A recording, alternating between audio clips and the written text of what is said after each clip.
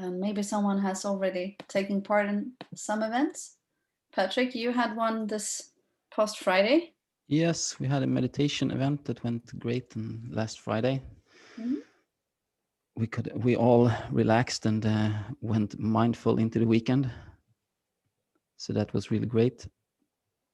Hello from Belgium and from France and everywhere. It's really nice to see people joining in from everywhere. And that is what it's also about, right? With being online, it's much easier to jump in and join. Yes, exactly. Spontaneous, joining fun stuff. Yeah, I just posted 30 minutes ago on LinkedIn if anyone had some spare time and wanted to join. So maybe we got some last minute people joining in as well. Yeah, I think there was actually 2 people that signed up in the last minutes. So Cool. So people are coming in. It's good.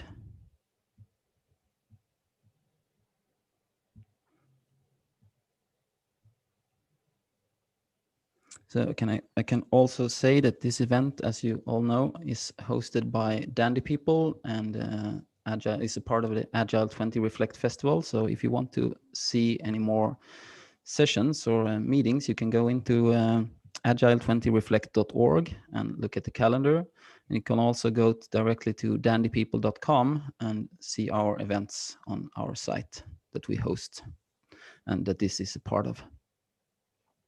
And we also adhere to the community policies of Agile 20 Reflect, which you can view at Agile 20 Reflect homepage.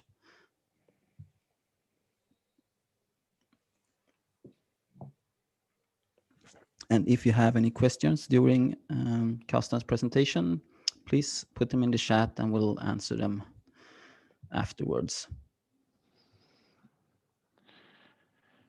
Hopefully, at least. Yeah, we answer as many as possible.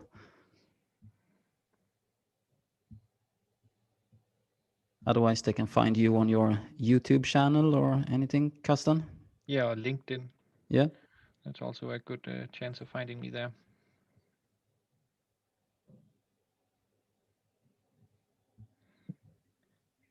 So now we got almost 70 people in. Yes. And it's 11 o'clock. That's quite amazing, to be honest. Yeah. It is. 71 participants right now. Yeah. I'm really looking forward to learn more about this, Carsten. Me too. Now they're dropping in.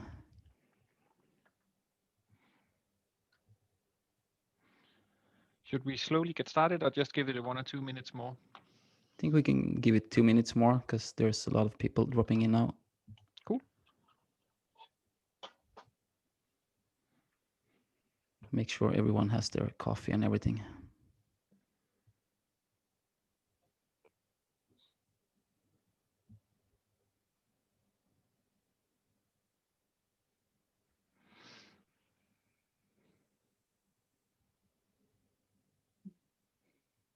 I can see, Carsten, that you're really skilled in drawing on your iPad there.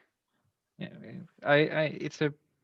I won't say I'm good at it, but I'm having fun, and that's quite important, at least.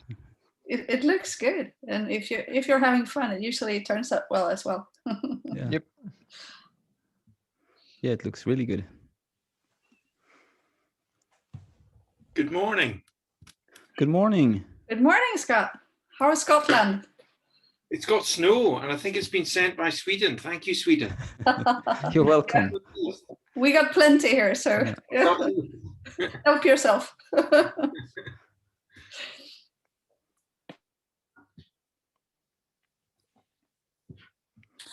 Now we're soon up in 100. Patrick, maybe we should start. It's 2 minutes past.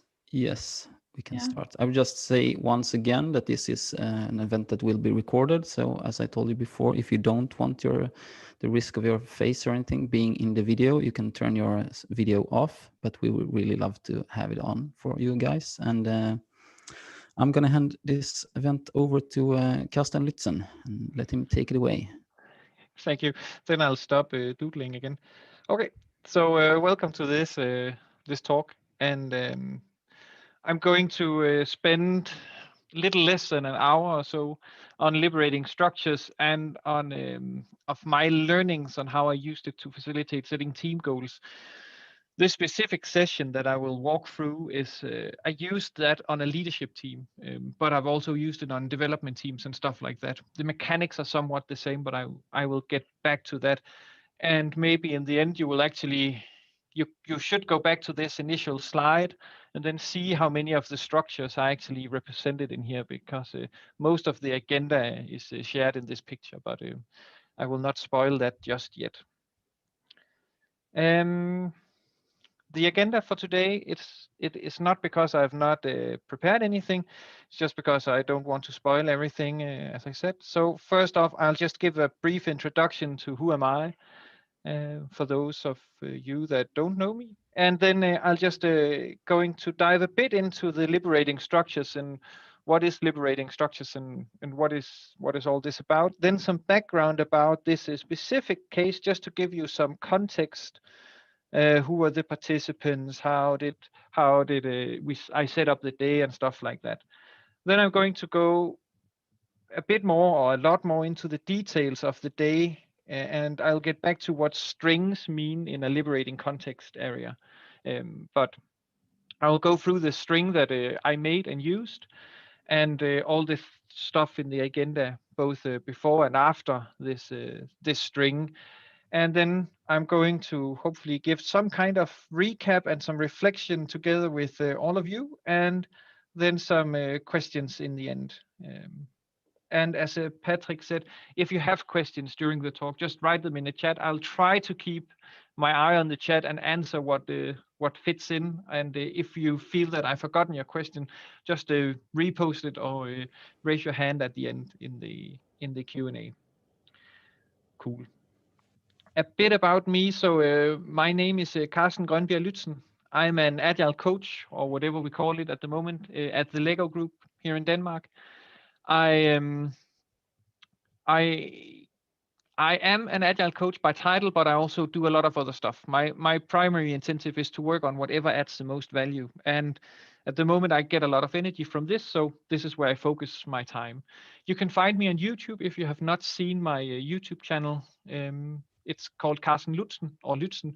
I share a weekly clip of a technique of sometimes liberating structure, sometimes content, and it's just a spare time hobby of mine. So yeah, feel free to go there, and you can find a lot of info also on these structures that I'm going to go through today. And I'm married, I have a wife, 2 kids. At the Lego Group, I facilitate our Scrum Master network because I am a former Scrum Master, and before that I was a computer developer. With my background is a computer scientist, so it's not really that soft skill based, but it gives me a lot of energy. And sorry if any dad joke sneaks in. I have a fond love of dad jokes, so there might be some stupid puns along the way. Sorry in advance. Anyway, so a bit of background on this case. I'll just share a bit here. So for this specific event, I had been talking with an HR partner for some time, saying that I really think that this leadership team should try to act more of what we call an agile team and not just as a working group. The problem is that with travel bans and stuff like that, it is a distributed team, so everything had to be online. So the session was completely facilitated online. None of these, of course, all of this I will show can also be done physically in the room, but I did it online, so that can definitely work. And due to the online thingy, it was distributed. We had people from both from Denmark and London and other countries join in. So there are also some cultural differences. Not that much between Denmark and London, but still we need to cater for those differences. And since it's a leadership team, I think the politically polite way of doing it, of saying it, is that we have many different personalities in the team. Some are really fond of hearing their own voice. Some are more quiet and will say something after they have been spending some time reflecting and just, does this feel right? Is this actually what I want to say? And then they will speak out their mind, but you often know that when they do, they have thought it through. And the size of this team was, at that point in time, 8 to 10. And it was ranging from vice presidents, some senior directors, and directors. And I was graciously given 3.5 hours to to achieve this desired outcome. And the goal was nothing shorter of. So the team wanted to find concrete goals, because they were just a working group, and they wanted to find concrete goals that were actionable, that they could work on to improve the entire department. And we had 3.5 hours to, first of all, find these goals, start off this working, and then present what we have done. So it was not, to be honest, not a lot of time, but I thought we can do something about it, but let's see how it went. And my initial reaction to this was, I think I need to be creative. And there are some brilliant people, the Liberators. If you don't know them, check them out. And I've talked quite a lot with them, and they've mentioned these liberating structures. And I've attended some of their workshops and thought, this is actually quite cool, but maybe I need to look a bit more into it, because this would probably be a quite good fit. So that was my initial idea, and I tried and go with that. So the real question was then, because these are very important people and we need to make sure that we don't waste their time. So how was I actually going to do this was one of the questions I got beforehand. So before we go into this more specific things of how I did it, let's just look a bit at liberating structures, why I thought this was actually going to be a good idea. So if we have two axes here, we have one axis, which is up here, many in control of content, and down here, one in control of content. And we have one sharing actions, one shaping the actions, and we have many shaping the actions. Then what I'm doing right now, that was the eraser, not the pen. What I'm doing right now is definitely down here. I'm doing a presentation. I'm the only one speaking. I can hear my own voice. So it's only me that is in control of the content. It's only me that is shaping the actions. And we can stay down here for a shorter period of time, but probably not for 3.5 hours. And we will definitely not get the content or the outcomes that we wanted. Let's say that we had an open discussion, for instance. It would probably be up here, because it's still in an open discussion, unless we are just talking everybody at once. It's only one person talking at the time, but it's still many in control of the content, because I could say something, Patrick could then say something, Henrik could say something, and so on. If we do a brainstorm, we are a bit further down, because then we have a topic in advance already defined, but we're still over here. So the question is really, how do we create something that is with many shaping the actions? How do we create something more, I won't necessarily say democratic, but how can we engage more people at the same time? And that is where liberating structures come in. And they're usually put over here, because they provide some quite nice structures, well-described structures, for how to actually engage larger groups of people in good and constructive ways. And we don't need to be that creative, because they have done a tremendous job in creating 33 different LS structures that we can mix and match as we see fit. And it's just trying to play around with them and get familiar with them. But for me, at least, taking the first jump into using liberating structures, that took some time.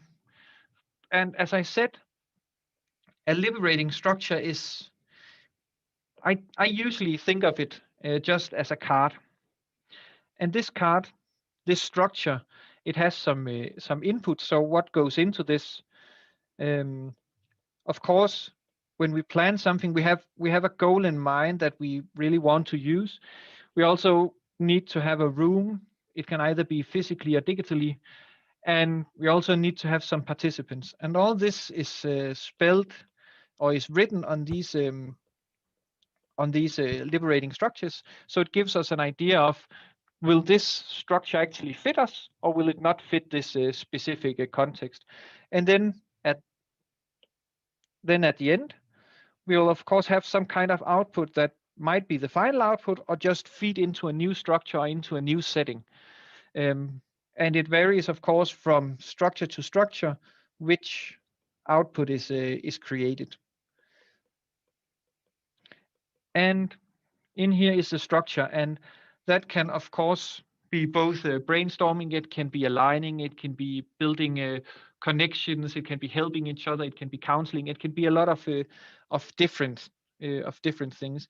And one example of this is a structure called 1-2 for all, which is also called, it's also often used as a substructure because it's used in many different structures in different variations or riffs. And the fundamental idea is, if we have a question that we would like to reflect upon in a group, we pose this question first and give people a bit of time just to what was being said, what is the intent, how do I feel about this?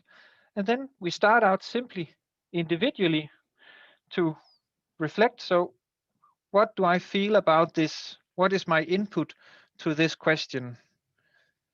Any reflections, anything I would like to share? And this is to cater for the introverts, because we need some time to reflect before we speak. But of course, extroverts often need, and this is just typically speaking, extroverts often need to have a sounding board where they can then actually start to speak out, because this first part is happening in silence. So that was the one part of this 1-2 for all. In the 2 part, by the way, this is 1 minute. In the 2 part, we then pair up.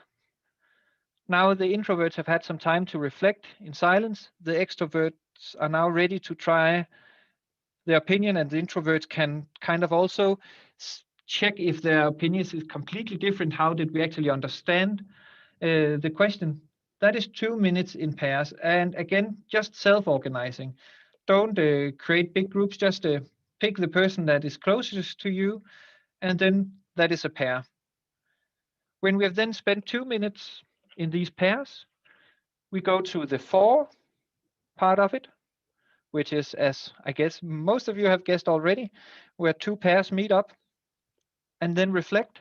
So what did you discuss in your pair? And then we have 4 minutes for that. In this way, we build some confidence in the participants. We build some trust in that this is actually okay, and my opinion is not far out. So people with not that fond of speaking in bigger crowds can practice saying it to just the partner or the smaller group. And then when we have had these 4 groups of 4, we do a debrief with all the other constellations in the room, because we probably have more of these that have been going on. And then we do a shared debrief, and that is the all step. And this is as much time as needed. And it might not be all groups saying something, but it can be. If we then go to this concept of strings in general is just a sequence of these liberating structures. And I made a string for this session that was, of course, how I saw the day, but often we also prepare some alternative strings, because it might be that I have one idea of where this session needs to go, but when we actually get to the session, it might derail a bit. So I often have some alternative strings ready that we can then use instead to make sure that we, at all points in time, get the desired outcome. And I plan these sessions often using some kind of cards, liberating structure cards like this, where I can then put them on my table and then play around with them, move them around until I get a string a sequence of events that I'm happy with. For instance, if we are looking for at the 1-2 for all, we have a card here, and then on the back side, we have the different steps, the timings, and so on. All of this information is also available on the Liberating Structures website, so you can go there and see it. I just like to have it to play around with. So let's look a bit at how my string looked that day. I have to admit that I started out with some non-liberating structures thingies. So I started out with a simple icebreaker with 3, I'll just say, stupid questions to have people having a laugh. So what is the strangest word you know, or what do you look like when you dance, and something like that. Because even though that they are vice presidents and senior directors, we still need to get them grounded with some fun questions like that. I always go through session rules, also in smaller sessions, smaller workshops. And session rules for me it's super important for me to state that all opinions are welcome, all opinions are okay, and we should not discard an opinion just because we don't agree with it. And I also use the Vegas rule. So what happens in this session stays in this session unless we explicitly agree otherwise, simply to make sure that people feel okay and feel psychologically safe to share what's on their mind without the fear of repercussions.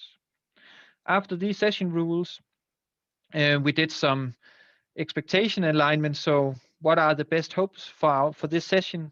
So if I ask you in 3.5 hours time, what was the best thing about this session? What would you answer? Then we went through that to make sure everything was aligned and everybody agreed on what was going to happen. And for this, we spent around 20 minutes. So it was rather fast paced, but again, given a time slot of 3.5 hours, and the 3.5 hours was also over a lunch break and with a small break sprinkled out. So I didn't have that much time, but I made it work nonetheless. Then we started out with a structure called Conversation Cafe, and this is maybe one of my favorite structures. I will get into the more specifics I think on next slide. And it's a 1 hour managed discussion, or whatever we call it. But it's a quite structured discussion, really catering for people that wanting to talk quite a lot, but also giving time to reflect in silence and discuss what is actually the reason why we're here and this overall question. Then, to make sure that we did not once more over-engineer things, we used another structure called 15% solutions, which is a way to try to help people to focus on what are the things we can actually influence, that we can influence without asking for outside help, funding, more people, and so on, to make sure that it's not another meeting where we meet and then nothing really happens afterwards. Then to kick off these solutions, I used something called Purpose to Practice, where they got into their self-formed groups and spent 1 hour using this structure to kick off their teamwork and making a lot of working agreements to make sure people were aligned on how are we working, why are we working on this, why is this important, and so on. So this was kind of the main string. And then at the end, we did some presentations to share the work that was being done. And I apparently cannot spell right now. Presentations.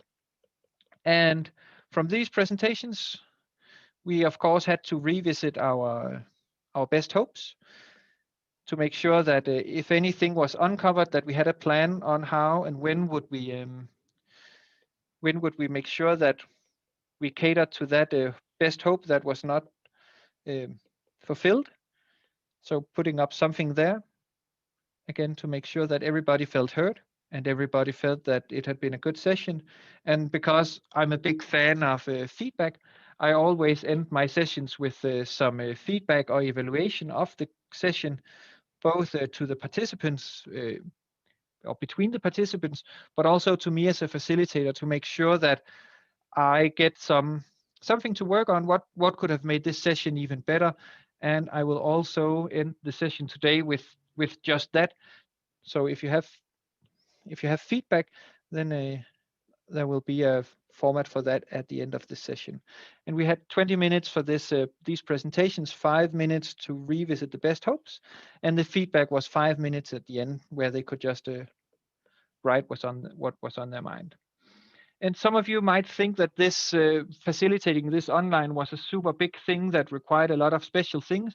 We used Teams, and that was before you could do breakout rooms in Teams. So I had prepared breakout meetings and channels that they could join in these groups for later. I used PowerPoint and had it shared so everybody could edit the PowerPoint at all points in time. When they were going to add content, they could just add it in PowerPoint. PowerPoint is not ideal for this, to be honest, but it works. It can work.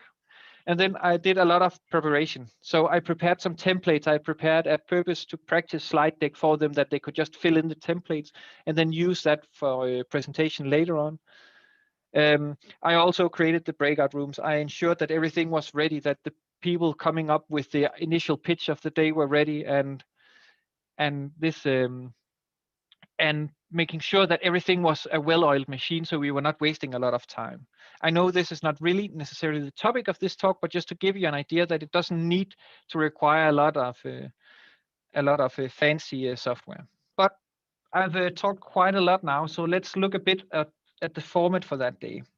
So as I said, the session rules are super important to me. So I always have a slide that looks something like this. So what happens in this session stays in this session unless we explicitly agree otherwise. And this is a safe space. And then, as I said, we moved on to this conversation cafe.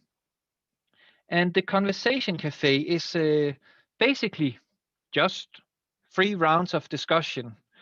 First off, we will pose the initial questions. And the initial question was something along the lines of, as a leadership team, what are we going to focus on moving forward from this?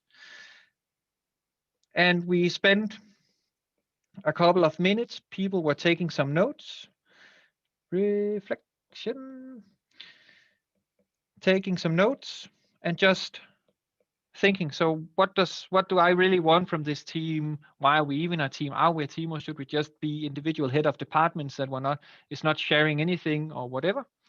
Then after a couple of minutes, we go into the first round of discussion.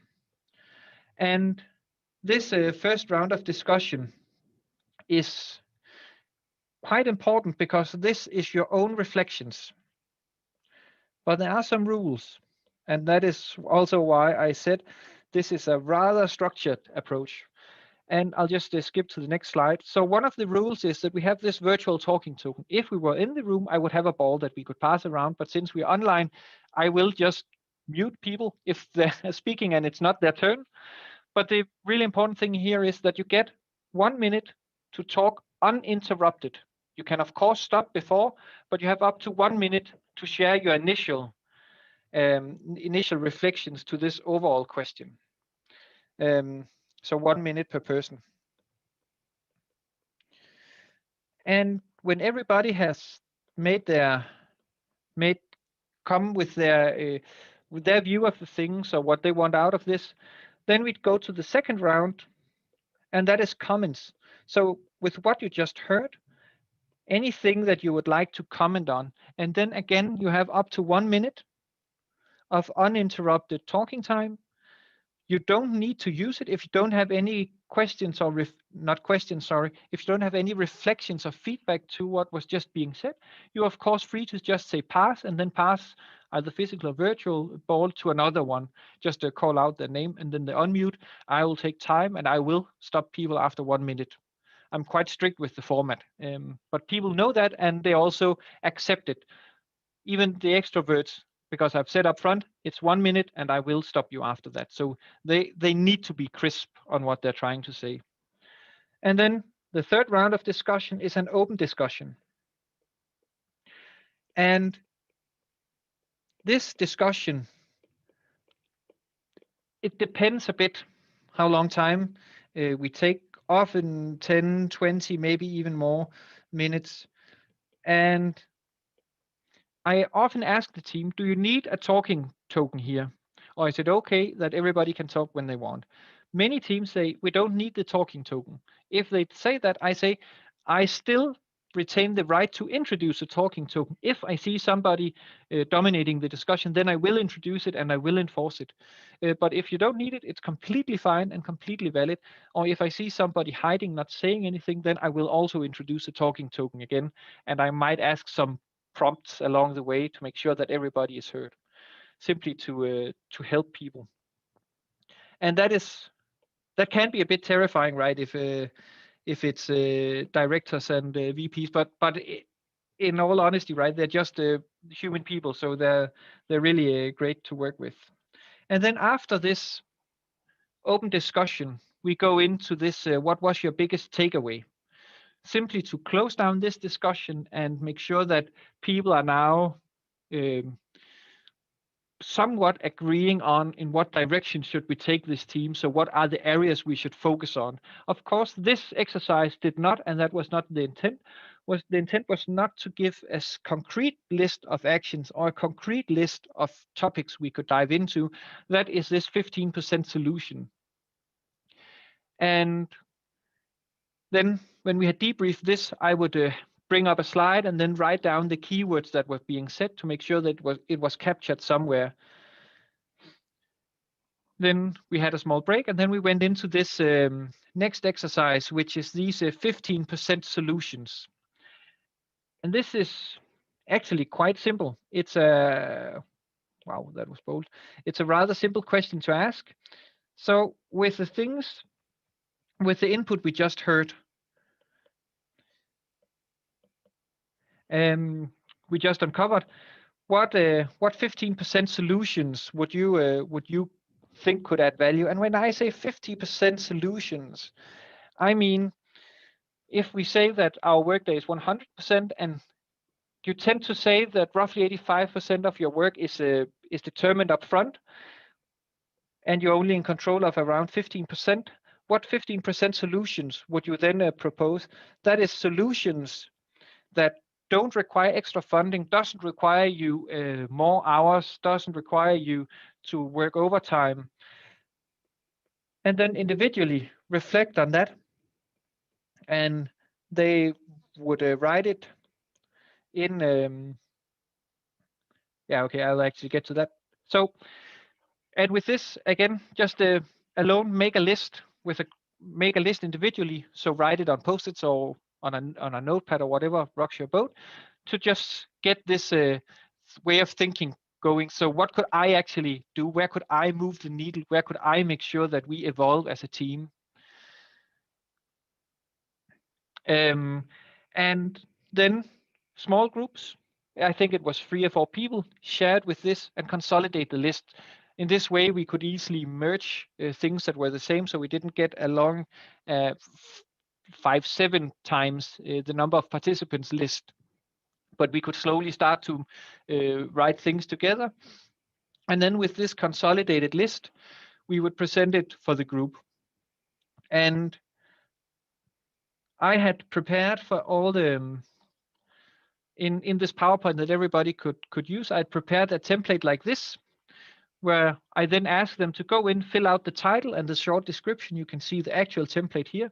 So I just inserted that in PowerPoint, and then they could write a text up in the banner, and then they could insert text in the middle. And then we had all the ideas actually saved there for later. So let's say that we want to revisit this or do focus on other things, then we could just go back to this list. Now we had to vote for what are we going to focus on. And as I said, I tried to keep the setup rather simple. So I used this slide and said, you have 6 votes. We will select the top 3-ish and work with. And you just wrote simply by writing in the chat the title. And then you press enter when I say so, because I want everybody to wait sending their chat message until everybody has voted. And then you could spend, if you want, more than 1 vote. And you just denoted that by using asterisks. And as it's also said in the chat, 15% solution, something that you can start on now, not in a month. So really well put, Nils. And when everybody was saying, yes, I've prepared my voting. They clicked enter and send it to the chat, and then I would just go through the votes and figure out what was then the top 3. Then with this top 3, we had to form some groups. All groups must have an owner. That was just who has the most energy in this. They were the owner. They were not responsible for doing the work. They were just responsible for making sure that something happened. And that actually worked quite well. And just asking, anybody up for that? And then some people volunteered. And then the rest of them, just what initiative would you really like to be part of? And then we created the groups. Then we had a break. And now we were ready to actually start the working, because that was also part of these 3.5 hours, to start working in these groups. And for that, I'm a big fan of purpose to practice. I have to admit, at first when I saw it, I was a bit like, yeah, it seems a bit strange wording, but to be honest, I've used it several times now, and I absolutely love the things that it forces you to discuss in your group. And purpose to practice is a spiral model like this, where it starts with a purpose and ends with practice, hence the name, purpose to practice. But first off, I had prepared a PowerPoint template in each of these breakout rooms for them, with all the information on purpose to practice, so they could just fill out the missing pieces, so to say. And the first one for this purpose was to them as a group. It could be, we want to be a more product-driven organization, or we want to focus more on upskilling, or whatever, right? So why is this initiative actually important to us and others? I often ask, so why is this the single most important thing since sliced bread? Why is this so important that I'm not even sure I can stop right now, because I just want to continue working on this specific issue.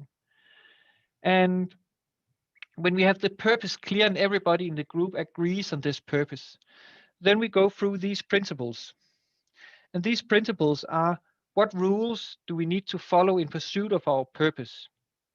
So are we using Socracy, or are we just working individually, or does everything need to be signed off by everybody in the group? And when these principles are written down, everybody agrees to them, we're ready to move on to the participants list. And yes, the participants are given at first, right? Because right now we are a group. But that might not be the participants we need over time. It might be that at some point we will pull in Carsten, or we might pull in Camilla, or whatever. And it might also be that the group right now is maybe not even the fixed group. This are just the group kicking it off, and then we need to pull in other resources, other people, or whatever it is later, to help us achieve this purpose that we set out to do. And again, writing it down makes it quite concrete for people, and also stage setting explicitly that it's okay that you're not the group for the long term, but you're kicking it off, and then have an idea of who will be participants down the line. Then we can take it from there. When we have these participants in place, then we go into the structure part of it. So how are we going to distribute control? And if you go to the Liberating Structures website, you'll also find more information about these prompts and what these means. But it's actually it's super nice.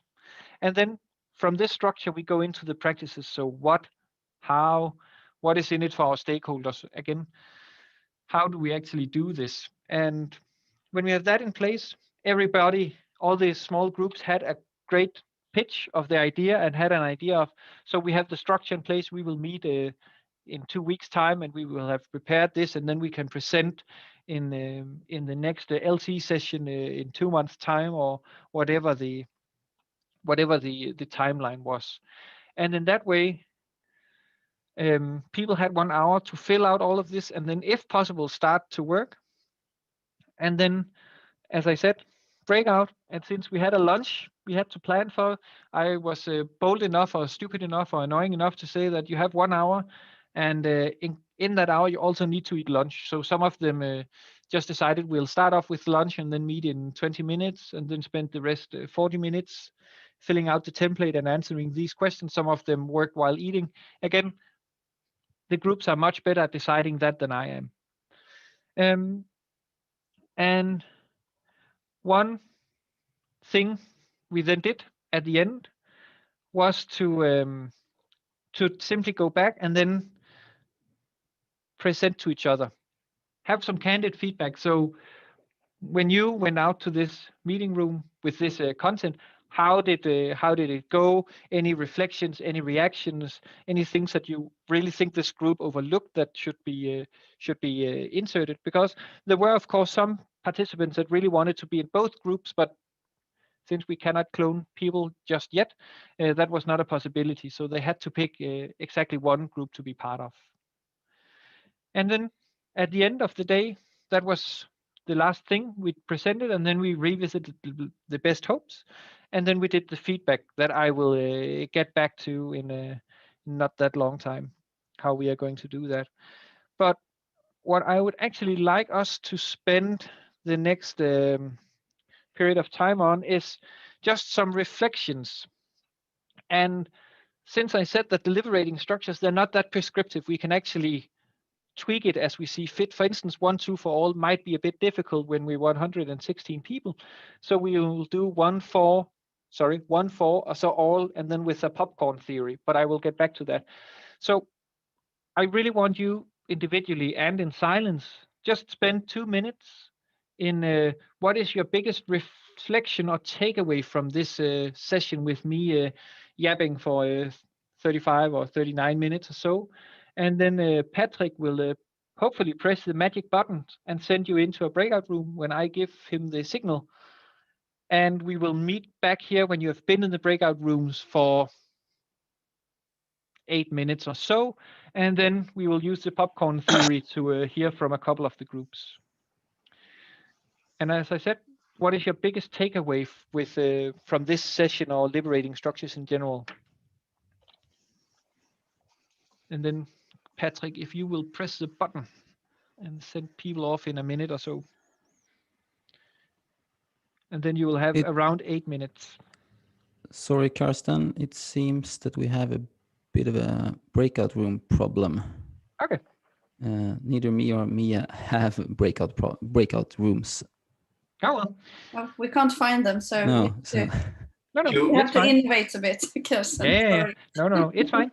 So instead, I will just give you, not instead, I will still give you just maybe a bit more time, and then we'll use the popcorn theory soon to just hear a couple of reflections before we go to the questions.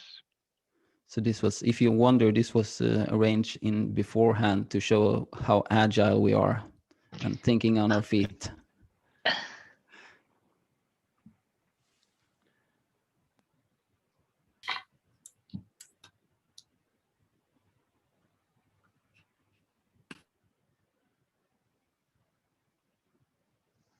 So I don't know if you're familiar with the popcorn theory, but I don't know if many of you has tried to make popcorn in the microwave.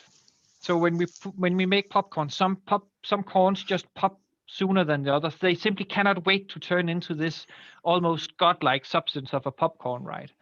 And we are just going to use that fact here. So I hope that some of you is that popcorn that has, or this corn that is ready to turn into a popcorn, and just I so want to share what's on my mind. And some of you might pop a bit later. That's completely fine.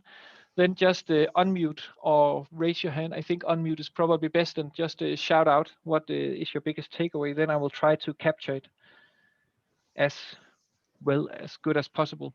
Any wanting to share what's on their mind or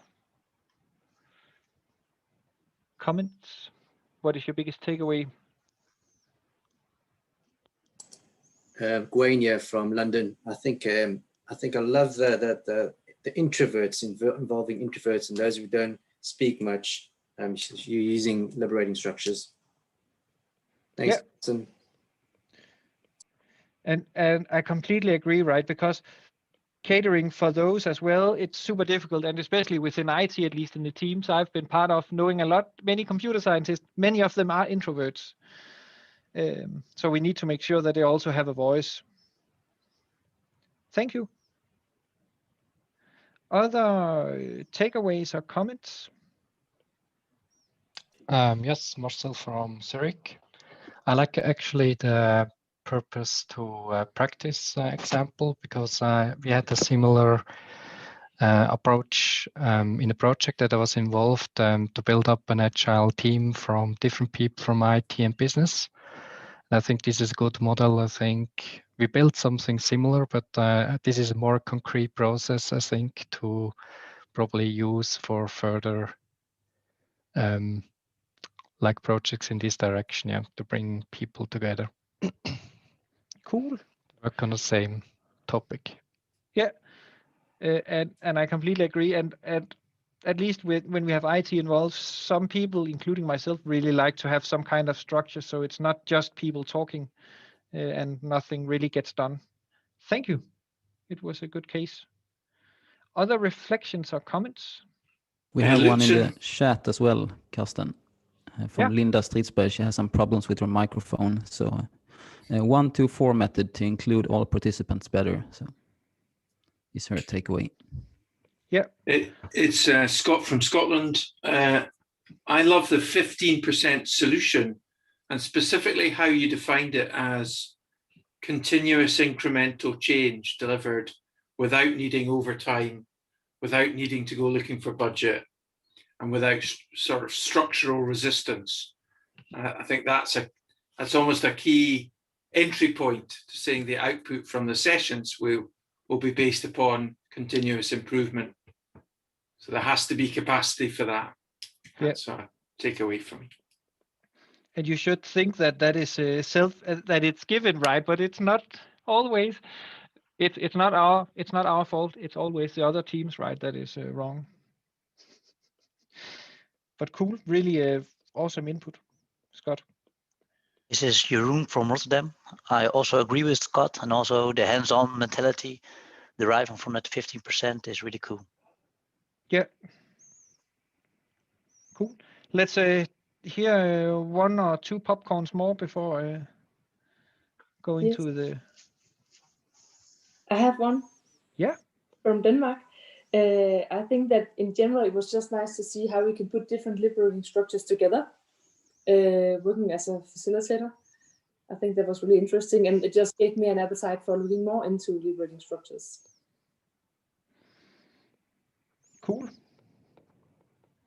Thank you. But also really nice just for the concrete example. That's always good to see. Yeah.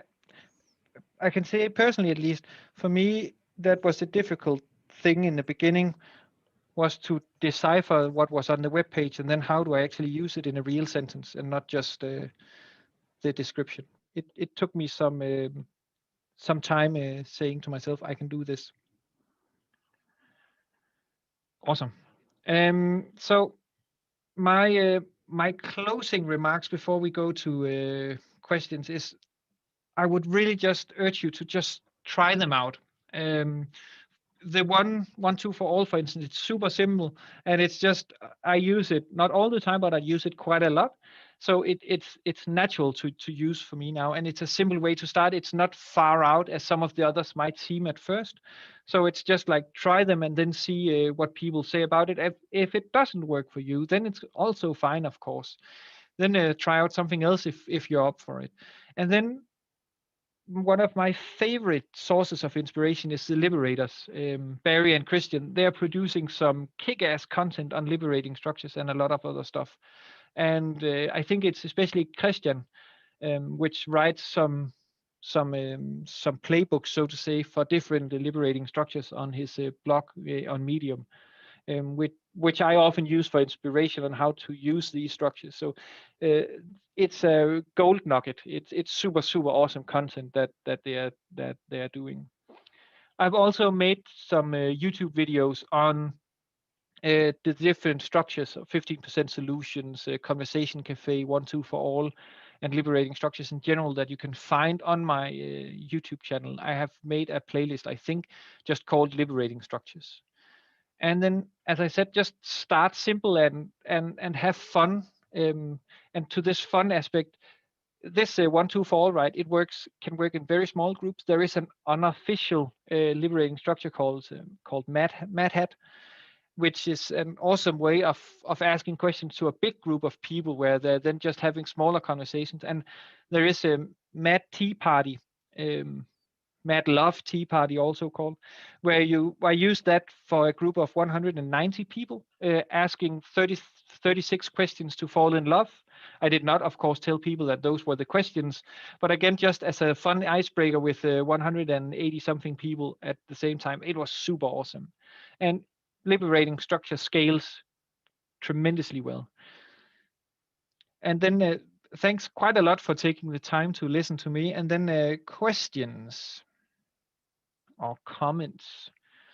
And just 2 seconds. I will also in the chat post a link soon when I just get it copied for some feedback. And it's just a simple retrospective-ish board where you're more than welcome to write down comments to me and to the content and so on, because that's super valuable for value adding for me. Yeah, somebody said something.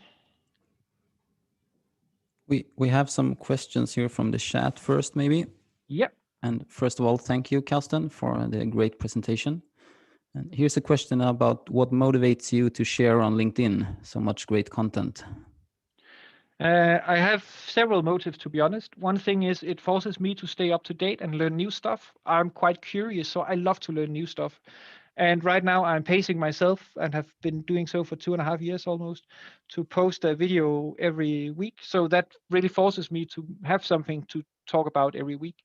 And I also, even though it sounds super hippie and maybe a bit naive, but I also just like to help people. And I found out that that is one way I can help people, is to share my learnings. So yes, super great answer. And what tools are you using for this presentation? I'm using my iPad and an app called GoodNotes. It could also be Notability or whatever. It's just a simple note-taking app. Yes. And yes, I will share the presentation as a PDF. I don't know how, but I will share it somewhere. We can send it to me and I can send it out to all the participants or something. Awesome. I think. I will send you the PDF then.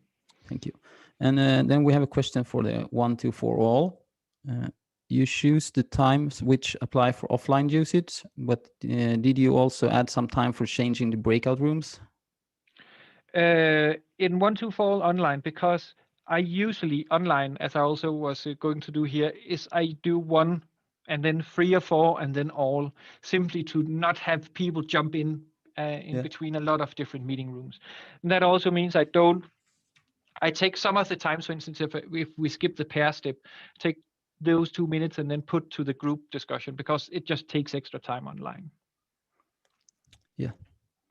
And then we have another question. I think it was brought up before, but we can do it again if someone missed it. It was, how do you manage the talking token object in remote situations? I do it using different techniques. One thing is I can use a website like a Wheel of Names, which is like a Wheel of Fortune where you can write in names. And then you just share your screen and then click, and then it spins, and then a name pops up, and that's the person that is now allowed to speak. It's super fun, and there's confetti and everything. Otherwise, I just simply have a piece of paper where I then cross out the names that have talked so far. And then if people are speaking, then I will be rude, so to say, and interrupt them, but I will, of course, try to time it at the end of the sentence. Super good. And then we have the best hopes is the same as top expectations from the session. Yes, I guess you can say that. Yeah. And send us the slides. Yes, we will send people the slide. And Conversation Cafe, was it done in groups or whole team? And that's normally a Conversation Cafe should be in a group of, I would say at most 7, 8 people. But we did it here because we were 8, 10 people, so we did it in one big group. The risk with too big of a group is that it will take quite a lot of time, and again, we might have people hiding. But since this was one team, I went for just having it in one group. Yes. So it depends is the answer. Yes. Yeah. So should choosing an owner from the conversation cafe always be spontaneous? I think that's a bit that. In your opinion? It depends. Yeah. If I like to facilitate a conversation cafe where I don't take part of the actual discussions. Otherwise, we would just self-organize again, and then anybody wants to do it. If not, then I, as a facilitator of the bigger group, will always say that if I cannot find a volunteer, I will find a voluntold. So I will just point to a specific person and say, "You're now voluntold to facilitate this discussion." That's super. And how do you handle bosses grabbing the responsibility in conversation cafe? It depends a bit. So if I know that they're likely to do that, I might have a chat with them up front. Otherwise, I will say that this is a structured format and the rules apply to everybody. So you have 1 minute, and I will have a timer that people can see. So it's not a surprise when the time runs out. Yes. Okay. Yeah. And what's the purpose of having an owner for each group? Why not a team group ownership? Since it's quite short time period, the idea of having an owner for a group is just making sure that we have one timekeeper and not 7 timekeepers with the phone. Yeah. Okay. Good. And how do you ensure energy levels are high in meetings, especially now when when everyone is remote, or most of us are remote? I am a big believer of icebreakers and energizers and stuff like that. So I would say having one of those at least every 45 minutes to keep energy up, or at least some kind of interaction, so it's not just one person talking or presenting the entire time. Yes. And I can also share one thing there, but like if you're the presenter, just think that like 50% of your energy disappears in the screen. So be very, very vocal with your hands, and so you can give some of your energy to the participants as well. So yeah. And do you know if they have continued to work with what they decided in the workshop or after the workshop? They did. So Yeah. we did not end the session before we had agreed when were they going to follow up on this, because otherwise it would be just yet another workshop that led to nothing. So they followed up. Super. Then we have the, do you have any minimum or maximum amount of liberating structures together in one session? They seem interesting, but they are easy to overdo maybe. I'm quite pragmatic. That's also why I said that I could have done some kind of icebreaker using a liberating structure, but I just chose to do something else. And again, the minimum is 1. As I said, I often use 1, 2 for all, even in smaller meetings or something like that, again, to cater for different types of personalities. But we can also, if we have a full day workshop, we can actually get through quite a lot of structures, and some of them just blend together. So it's not really visible that we go from one structure to another structure. Yes. Then we have one question here about the 1, 2 for all. When 2 people meet together in that technique, should those 2 people come to a consensus if they have conflicting thoughts, or they can just present both the different perspectives to the next level? They don't need to align. They can have conflicting things, and that's also the important thing here, is that then you can check your opinion against another one in a smaller context compared to the entire group. Then that gives you some kind of preparedness to what you might face in the bigger group when you present, and that's super, super strong. Yeah. And do you know about any like liberating structure meetups, if there are any online or there is quite a lot, and again, the liberators, they are doing a lot of liberating structures user groups. So they exist around in different countries. Yes, and I know there are some on meetup.com as well. So you can find a lot of them there. And how do you immunize big corporate teams who find liberating structures an alien concept at first? I don't tell them that I'm going to use liberating structures. I just do it. So I just say that I have this this format, this workshop I would like to run with you, and we're going to do like this and this, and that will give you this or that. And I can cater for the different types of personalities. For them, I don't think they care if it's liberating structures or if it's something else. And I honestly don't either. I just want it to be a good, productive meeting. If it's liberating structures, cool. If it's not, then it's also fine. Yeah. Again. So that's good. And do you have some string tactics for different meeting purposes or formats? I think my biggest tactic is, again, being a bit pragmatic, but I really like the conversation cafe and that way of thinking to make sure that everybody is heard and everybody has time to reflect. Yes. And do you have any additional recorded sessions for people who are new to liberating structures? Not sessions. I have individual structures on my YouTube channel. I think that's the best I can think of. And then we have one last question here. If people want to learn some more about liberating structures, do you have any books, courses, websites, or something you recommend? Liberatingstructures.com, and then the Liberators. They have, I don't necessarily know, there are immersion workshops with liberating structures when the world opens up again around the globe, which are quite awesome, where you get not necessarily through all of them, but through a lot of different structures. Those are quite nice.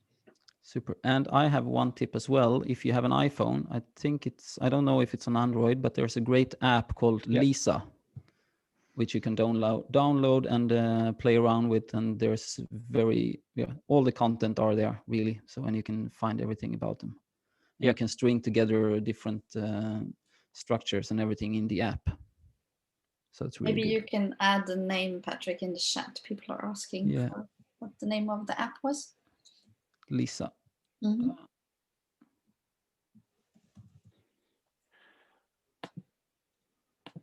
So thank you everyone for joining us, and thank you, Karsten, for being part of this great seminar on liberating structures. And now time for lunch, and there's 3 more weeks of Agile 20 Reflect seminars coming up, and we are hosting a bunch of them too. So thank you everyone, and we'll see you later. Thank you. Thank you so much. Thank you. Thank you for Bye, the great interaction in the chat as well. Lovely to see you. Thank you. So many questions. Just had time to answer some of them. Yes.